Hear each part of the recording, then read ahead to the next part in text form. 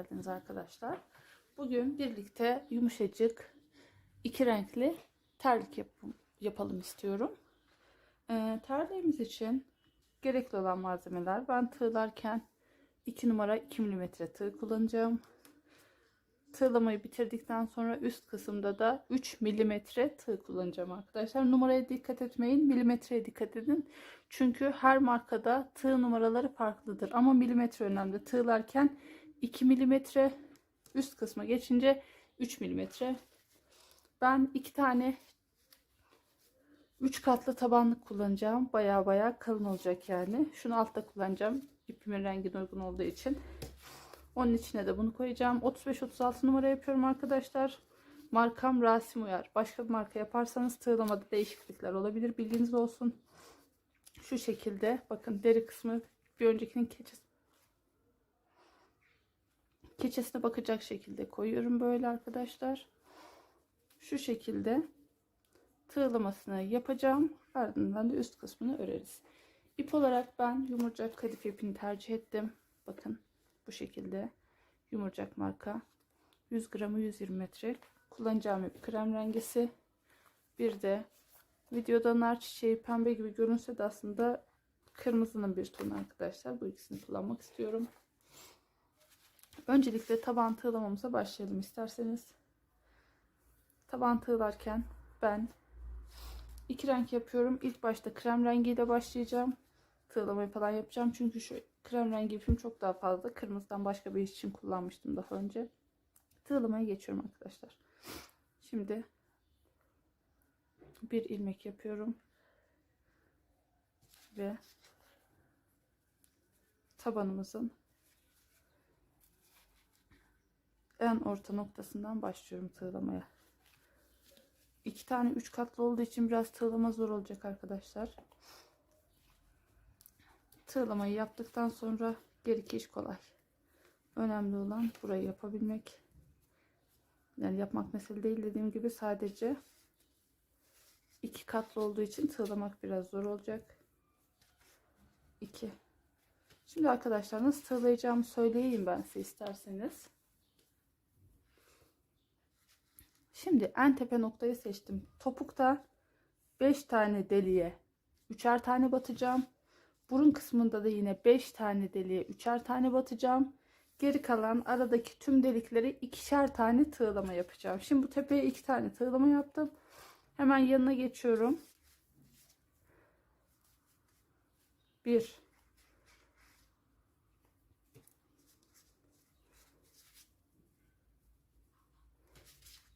2 ve 3. Kullanacağınız tabanlık markası 2 tane olsun arkadaşlar. Dediğim gibi marka fark ederse, bu sefer farklı olursa bu sefer delikleri denk getiremeyebilirsiniz. Aynı markada delikler aynı olur. 1 2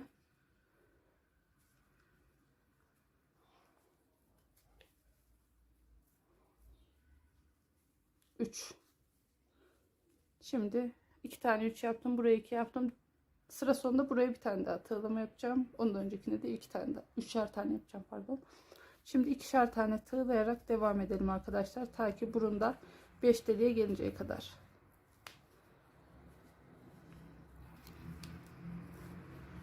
Bir, iki. Dediğim gibi ben 35-36 numara için yapıyorum. Tığlamayı siz 37-38 için de aynı şekilde yapabilirsiniz arkadaşlar. Hiçbir sıkıntı yok yani. Aynı tığlamayla 37-38'e de uyarlayabilirsiniz. Sayılarda herhangi bir değişiklik olmayacaktır. Sadece bileğe doğru uzatırken daha fazla sıra örmeniz gerekir. Evet, devam ediyorum.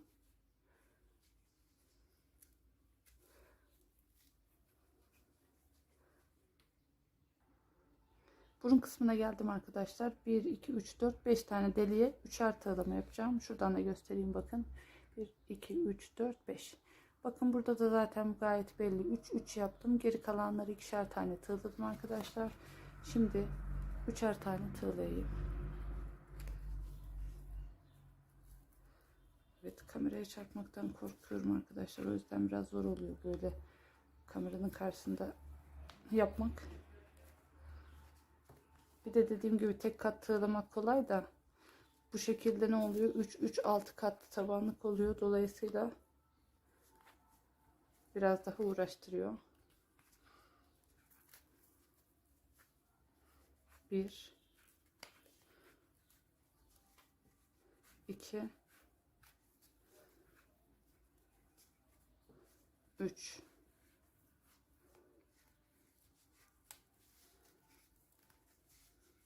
1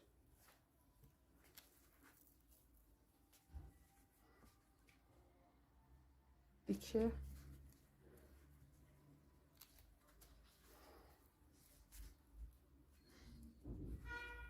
3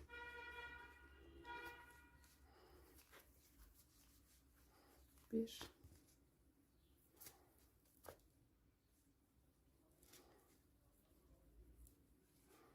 2 3 1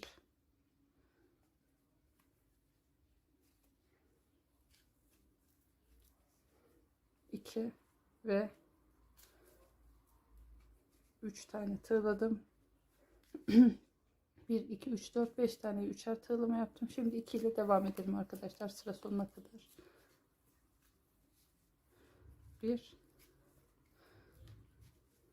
2 1 2 sıra sonuna geldim arkadaşlar. 3 kere 3 kere tığladım. Bu son iki kalanı ilk başladığımız yere de 2 tane yapmıştık. Ben şimdi ona bir tane daha tığlama yapayım. Kaydırma tekniğiyle birleştirelim. Bir zincir çekelim. Ve taban tığlamamız tamamdır arkadaşlar. Şimdi bakın bayağı kalın bir taban oldu. Şimdi 3 milimetre tığımı aldım. Bir zincir çekerek yukarı çıkmıştık zaten. Çakma trabzan yapacağım. Her ilmeğin arasından da yapabilirsiniz arkadaşlar. Tığımın önüne ip alıyorum. Bu şekilde tek seferde çekiyorum. Tığımın önüne ip aldım.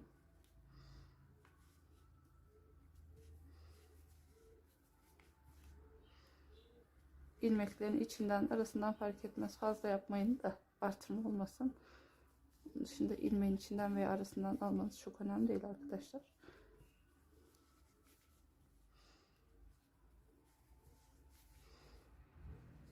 Bu şekilde bir sıra çakma trabzan yapalım arkadaşlar.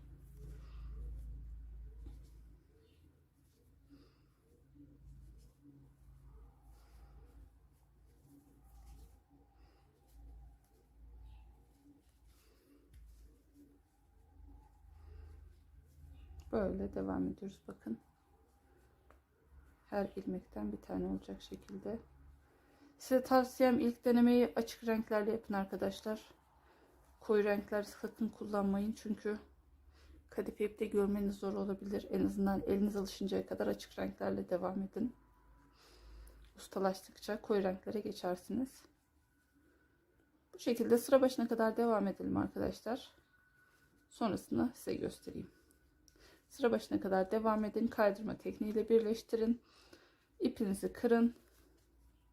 Sonrasında ön kısma geçip hep birlikte modelimizi kuralım isterseniz. Sıra sonuna da geldim arkadaşlar. Şöyle son ilmekleri alayım.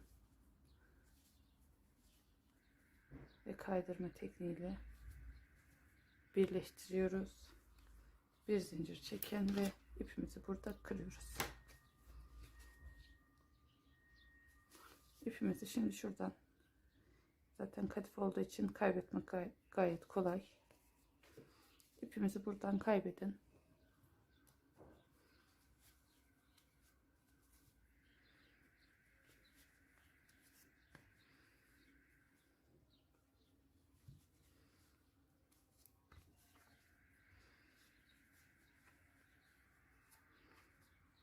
Bu şekilde. Şimdi ikinci renk ipimizi alalım arkadaşlar.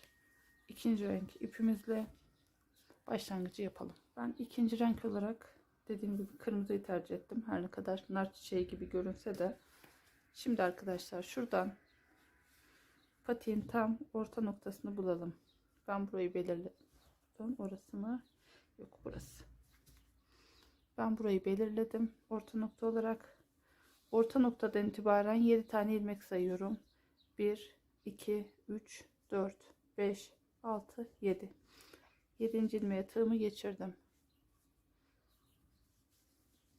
İpimi aldım.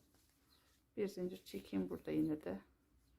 Tığımın önüne ipi alıyorum. Bakın, önüne alıyorum ipi. Bir ilmek atladım. İkinci ilmeğe, nasıl göstereyim bilemedim. Tığımın önüne ip aldım. Bir ilmek atladım. İkinci ilmeğe bir ilmek aldım ve tek seferde çıkardım. Tığımın önüne ip aldım. Aynı yere bir tane daha battım.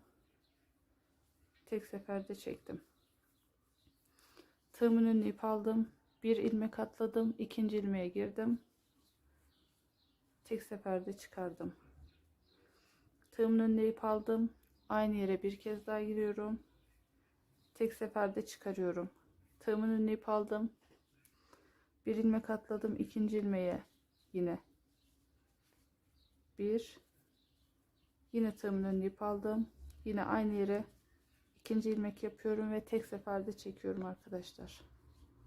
Tığımın önüne ip aldım. Bir ilmek atladım. İkinci ilmeğe girdim.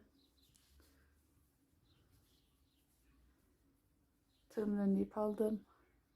Aynı yere bir ilmek daha yaptım ve tek seferde çıkardım.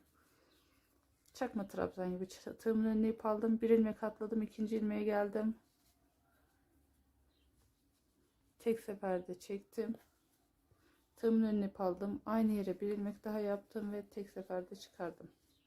1, 2, 3, 4, 5. 2 tane daha yapacağım arkadaşlar. Tığımın önüne ip aldım. Bir ilmek atladım. İkinciye girdim. Tek seferde çıkardım. Tığımın önüne ip aldım. Aynı yere bir ilmek daha yaptım. Tek seferde çıkardım. Tığımın önüne bir ip aldım. Bir ilmek atladım. İkinci ilmeğe girdim. Tek seferde çıkardım. Tığımın önüne bir ip aldım. Aynı yere girdim ve tek seferde çıkardım. 1, 2, 3, 4, 5, 6, 7 tane yaptım arkadaşlar. Şimdi sıradaki ilmeğe sık iğne yapıyorum. Bir atlıyorum, ikinciye kaydırma yapıyorum. Ben kırmızı ipim biraz sıkıntı çıkarıyor arkadaşlar düğüm atarken, o yüzden kıracağım ben bu sefer. Krem rengi normal yürüteceğim ama kırmızı ipimi örerken hep kıracağım. Yani aslında kesmeseniz daha iyi olur ama ben kesmek zorundayım ipimi.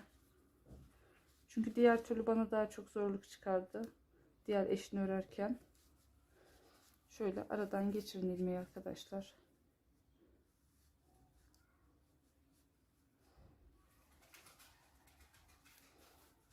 Patiğin içinde de aslında hani örerken içeride de kalabilir ama ben biraz daha sağlam olsun diye bu şekilde yapıyorum. En azından az önceki gibi sıkıntı çıkarmasın bana. Bu kalan kısmı içeriden geçirebiliriz bir tur daha. Şimdi krem rengi ip aldım arkadaşlar. Bakın, başlangıç yerimiz burasıydı. 1, 2, 3. ilmeğe tığımı geçirdim. 3. ilmeğe tığımı geçirdim. Evet, bu şekilde. Şimdi tığımın önüne ip alıyorum. Şuradaki boşluk var ya, oraya bir ilmek çıkarıyorum. Tığımın önüne bir ip daha alıyorum. Aynı yere ikinci ilmeği yapıyorum arkadaşlar. Bunları içeriden yürütelim. Tığımın önüne ip aldım. Şu 2 ilmek var ya, onların tam ortasından bir ilmek çıkardım. Tığımın önüne ip aldım. Aynı yerden bir ilmek daha çıkardım. Tığımın önüne ip alıyorum. Bu 2 tane, bakın iki tane var ya, onların tam ortasından bir ilmek çıkarıyorum. Tığımın önüne ip alıyorum. Aynı yerden bir ilmek daha çıkarıyorum. Bu şekilde. Tığımın önüne ip aldım. Sıradaki ikisinin ortasına bir ilmek. Tığımın önüne ip aldım. Aynı yere ikinci bir ilmek. Tığımın önüne ip aldım. Bir ilmek çıkardım. Tığımın önüne ip aldım. Aynı yere ikinci bir ilmek çıkardım. Tığımın önüne ip aldım. Bakın hep bu ikisinin ortasına bir ilmek, ikinci ilmek. Tığımın önüne ip aldım. Bir ilmek. Tığımın önüne ip aldım. İkinci ilmek. Tığımın önüne ip alıyorum. Şu ilmekten sonraki boşluğa bir ilmek yapıyorum. Tığımın önüne ip alıyorum. Aynı yere ikinci ilmeği yapıyorum. En son buraya da iki tane dolgu yaptık arkadaşlar. Ezan girdiğine yara vermek zorunda kaldım. Şimdi sıradaki ilmeğe bir tane sık iğne yapın. Bir tane atlayın. İkinciye kaydırma yapın.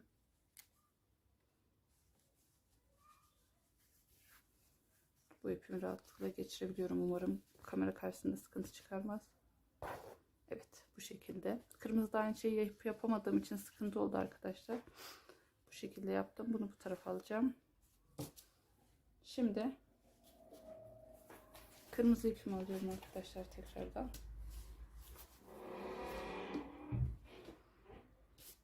Kırmızı ipimi aldım.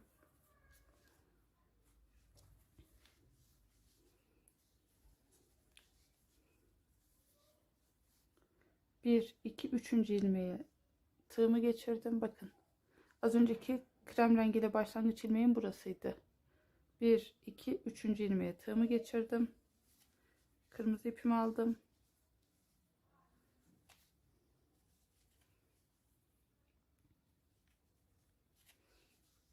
Tığımın önüne ip aldım.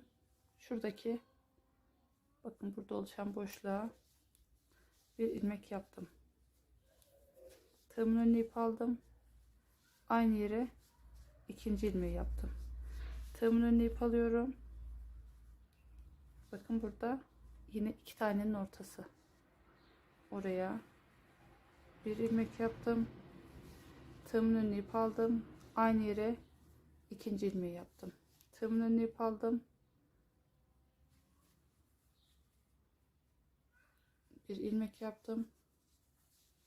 Tığımın önüne ip aldım. Aynı yere ikinci ilmeği yaptım.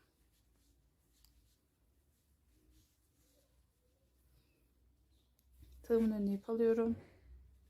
Sıradaki bu ikilinin ortasına bir ilmek yaptım.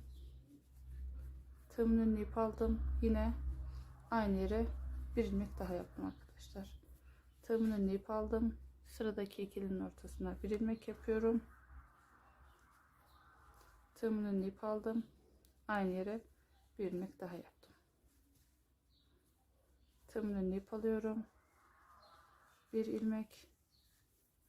Tığımın önüne ip aldım. İkinci ilmek. Tığımın önüne ip aldım. Evet. Bu şekilde tığımın önüne ip alıyorum. Bir ilmek. Tığımın önüne ip alıyorum. İkinci ilmek. Tığımın önüne ip aldım. Son ilmeği şuradaki boşluğa yapıyorum arkadaşlar. 1 ve 2. Şimdi buraya bir sık iğne yapıyorum. Bir tane atlıyorum. İkinciye kaydırma yapıyorum ve kırmızı ipimi dediğim gibi kırıyorum arkadaşlar. Kırmızıyı kırmam gerekiyor dediğim gibi.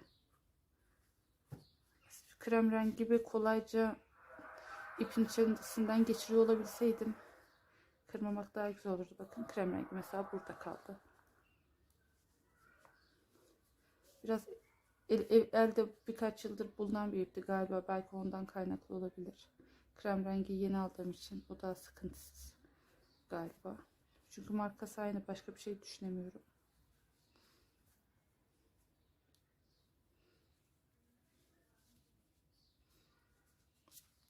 Şimdi krem rengiye geçtik arkadaşlar. Bakın. 1 2 3. ilmeğe tığımı geçirdim. Krem rengi ipimi aldım. Tığımın önüne ip aldım. Bakın şuraya. Bir ilmek yaptım. Tığımın önüne ip aldım. Aynı yere ikinci ilmek yaptım. Tığımın önüne ip alıyorum. Bir ilmek yapıyorum. Sıradakine tığımın önüne ip alıyorum. İkinci ilmeği yapıyorum. Tığımın önüne ip aldım. Bir ilmek, tığımın önüne ip aldım. Aynı yere ikinci ilmek. Tığımın önüne ip aldım. Tığımın önüne ip aldım. Aynı yere ikinci ilmeği yapıyorum. Tığımın önüne ip alıyorum. 1 ve 2. Terliğimiz bu şekilde ilerliyor arkadaşlar. İşin özü burası. Son kez kırmızıyı da birlikte çalışalım. Ardından kaç sıra yapacağımızı bitirdiğim terlik üzerinden göstereyim. 1 2 1 2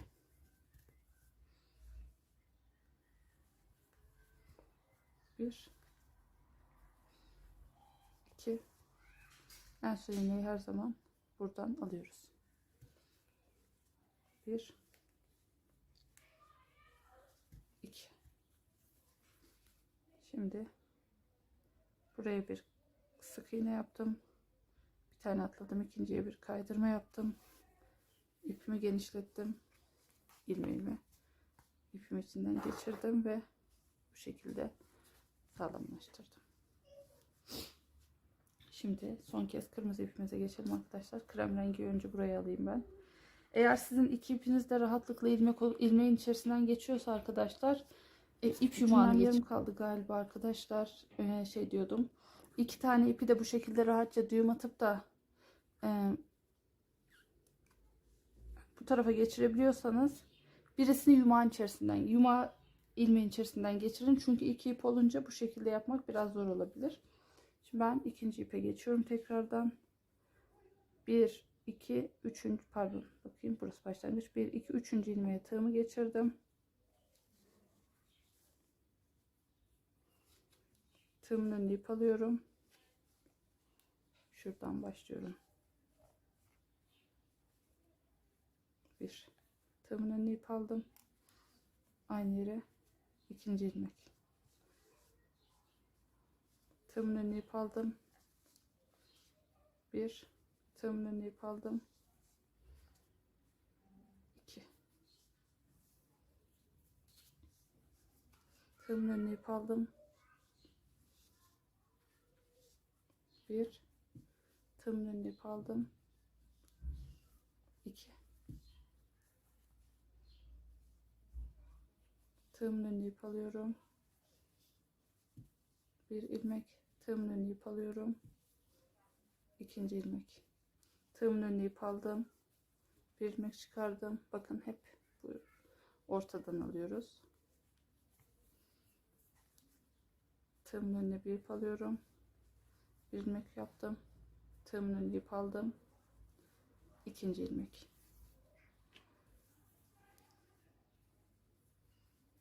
Bir,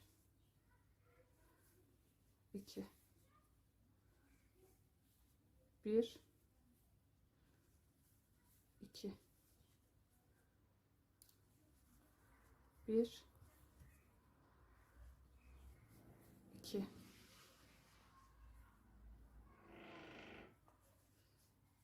bir, iki. Tığımın ip aldım.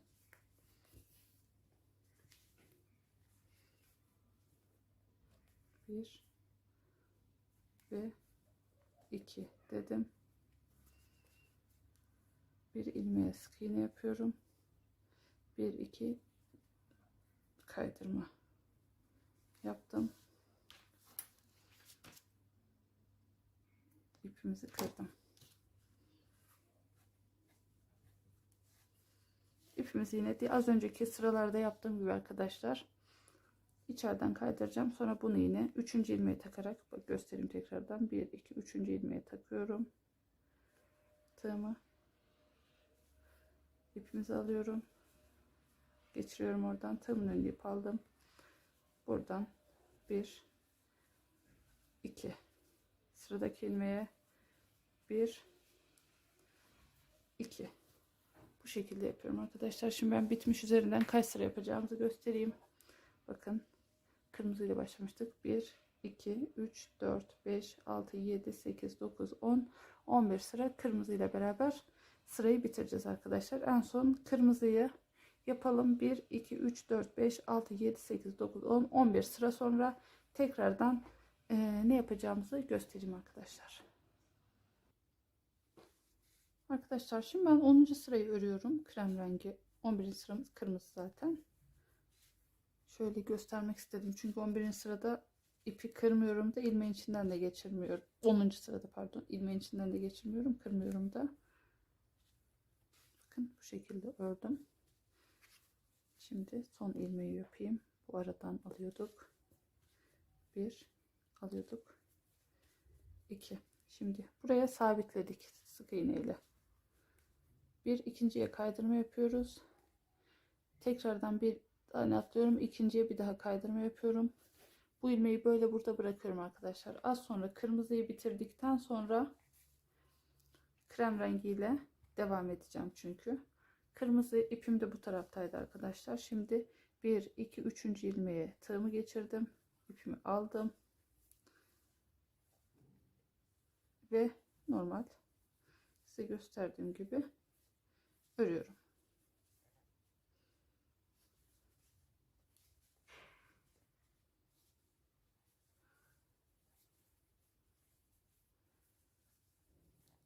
Bu son sıramız kırmızı. Sonra bir sıra sık iğne yapacağım. Arka kısma bir sırada kaydırma yapacağım. Hem önüne hem arkaya. Sonrasında patiğim, terliğim bitmiş olacak. Sadece önüne bir aksesuar olarak çiçek yapacağım.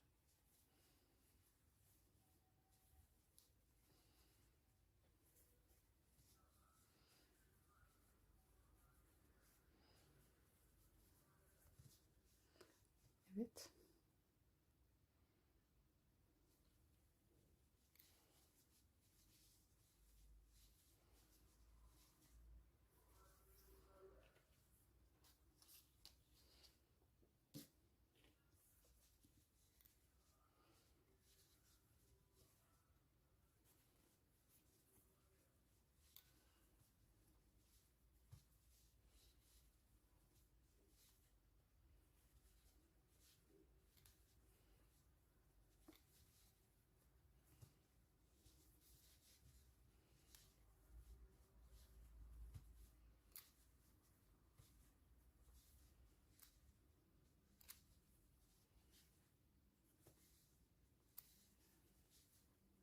Ve sıra sonuna yaklaştım.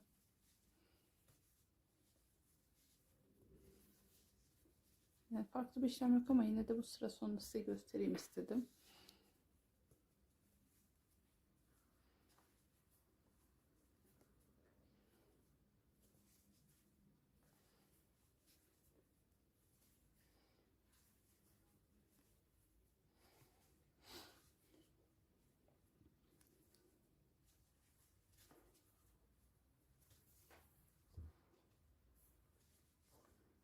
Evet ve son 2'deyiz. 1 2 sonuncu arkadaşlar. Sonuncuyu dediğim gibi hep buradan alıyoruz. 1 2 Şimdi bunu sadece şuradan 2 ilmeğe kaydırma yapıyorum. Bir zincir çekiyorum arkadaşlar. Şu krem rengi bu tarafta kalsın. 2 tane kaydırma yaptık ki o 2 kaydırmanın tam ortasında bitirdim. Evet, kırmızı ipimizi kırdım. Şimdi arkadaşlar onu ne yapayım? Bu sefer şu arkadan ilmeklerin arasından geçireyim.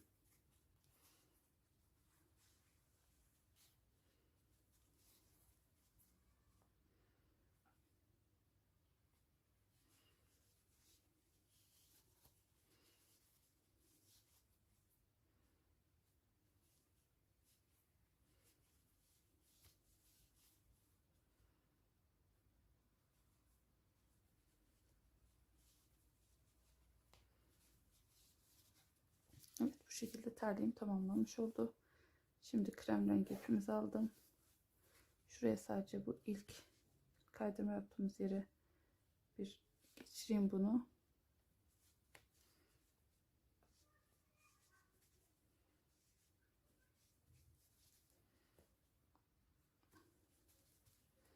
Evet, şimdi her bir ilmeğin üzerine bir sık iğne yapıyorum arkadaşlar.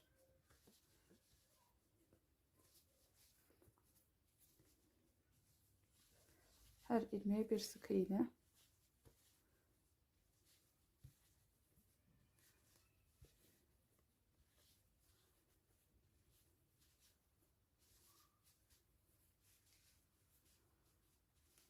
Biraz da sıkı tutuyorum artık.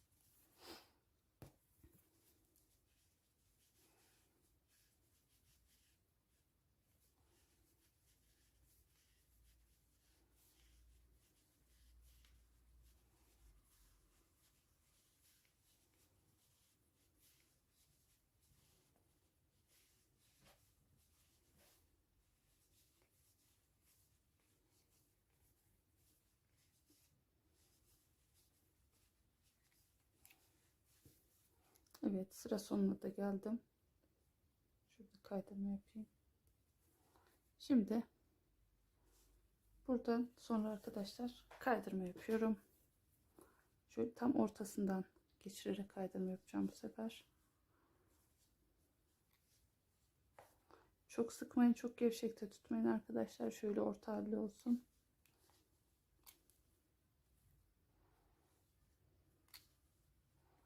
Çok sıkı da olmasın, çok gevşek de olmasın.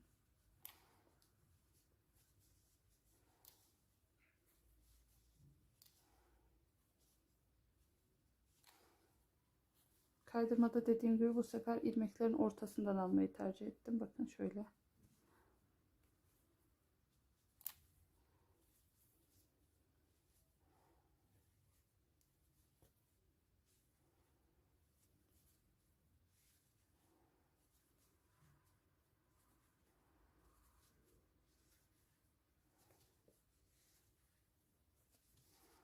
Evet. Bu sıranın kaydırmasını bitirdim arkadaşlar. Şimdi az önce sık iğne yaptığımız yere de kaydırma yapalım.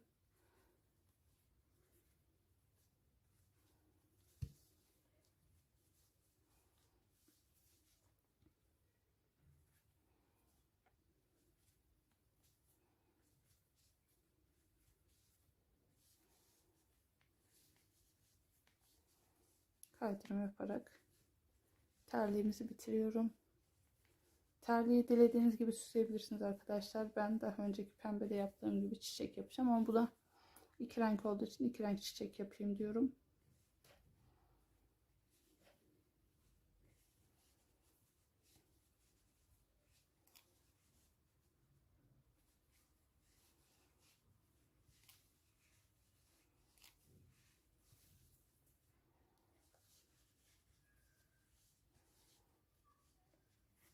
İlmeği çıkardım. Tığımı şuraya geçireyim.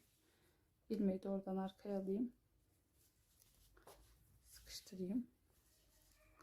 İpi ilmeğin içinde kaybedersiniz. Şimdi çiçek yapımına geçelim arkadaşlar. Şimdi çiçeğimizi yapalım arkadaşlar. Çiçeğimiz için ister kırmızı ister krem rengiyle başlayın. Siz bilirsiniz. 5 tane zincir çekiyorum. 2, 3, 4, 5 zincir çektim. Bir halka yapıyorum. İçine 12 tane sık iğne yapıyoruz. 1, 2, 3, 4, 5, 6, 7, 8, 9, 10, 11 ve 12 tane ilmek yaptım. Bağlayalım. Şimdi 1, 2, 3, 4, 5 zincir çektim arkadaşlar. O bağladığım yere bir tane alıyorum. Tamamen çıkarmıyorum tığdan. Boğdurmuyorum. Bir tığın önüne bir ip alıyorum. Yine aynı yere ikinci ilmeğimi yapıyorum. Son 2'yi alıyorum. Tığımın önüne ip alıyorum. Aynı yere 3. ilmeği yapıyorum. Son 3 oluyor. Tığımın önüne ip aldım. Yandaki ilmeğe geçtim. Bir tane ilmek çıkardım. Birisi tığda kalıyor arkadaşlar. Tığımın önüne yine ip alıyorum. Aynı bu yandaki yere ikinci ilmeği daha çıkarıyorum. Tığımın önüne yine ip alıyorum. Aynı yere 3. ilmeği çıkarıyorum. Her ilmekte arkadaşlar bir tane çıkar boğdurun. İkincisi tığda kalsın. Sonra hepsini tek seferde boğduruyorum. 1 2 3 4 5. Hemen yandaki ilmeğe geçiyorum.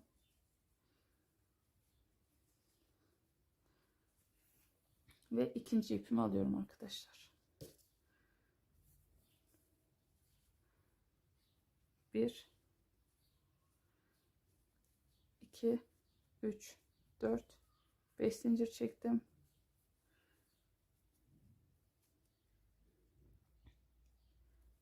İlmeğimizin olduğu yere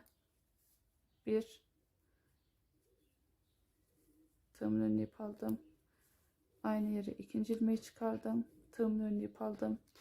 Aynı yere 3. ilmeği aldım. Boğdurmuyorum dediğim gibi. Tığımın önüne ip aldım. Yan tarafına geçiyorum. Tığımın önüne ip aldım.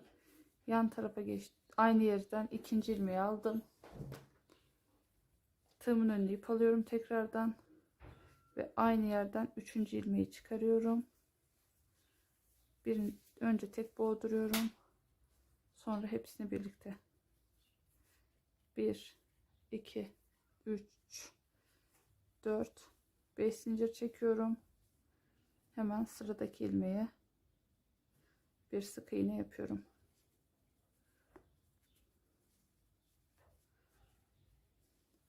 Krem rengi ipimi alıyorum. 1 2 3 4 5 zincir çektim. Tığımın önüne ip alıyorum. Aynı yere az önceki gibi bakın bir ilmek aldım. Tığımın önüne ip aldım. Aynı yere ikinci ilmeği aldım. Tığımın önüne ip aldım. Aynı yere 3. ilmeği aldım. Tığımın önüne ip alıyorum. Hemen yandaki ilmeğe geçiyorum. Bir ilmek, tığımın önüne ip aldım. Aynı yere ikinci ilmek, tığımın önüne ip aldım. Aynı yere 3. ilmeği alıyorum ve hepsini tek seferde boğduruyorum. 1 2 3 4 5 zincir çekiyorum. Hemen yandaki ilmeğe bir sık iğne yapıyorum. Kırmızı ipimi alıyorum. 1 2 3 4 5 zincir çekiyorum. Bu şekilde. Aynı yere bir ilmek çıkardım. Tığımın önüne ip aldım. Aynı yere ikinci ilmek çıkardım. Tığımın önüne ip aldım. Aynı yere 3. ilmek çıkardım. Tığımın önüne ip aldım. Yandaki ilmeğe bir ilmek çıkardım. Tığımın önüne ip aldım. Yandaki aynı yere ikinci ilmeği çıkardım. Tığımın önüne ip aldım. Aynı yere 3. ilmeği çıkardım. Biraz daha uzun tutayım. Ve hepsini tek seferde boğduruyorum. 1 2 3 4 5 zincir çekiyorum. Hemen yandaki ilmeğe bir sık iğne yapıyorum ve krem rengiye geçiyorum. Anne aç şunu. Aç.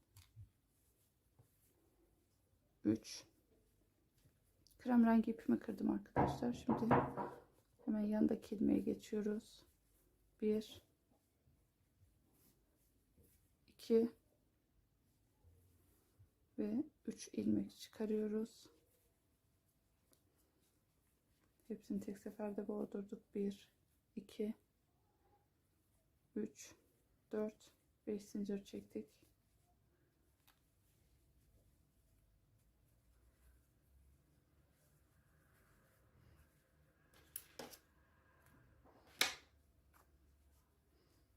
şekilde. Çiçeğimiz tamam.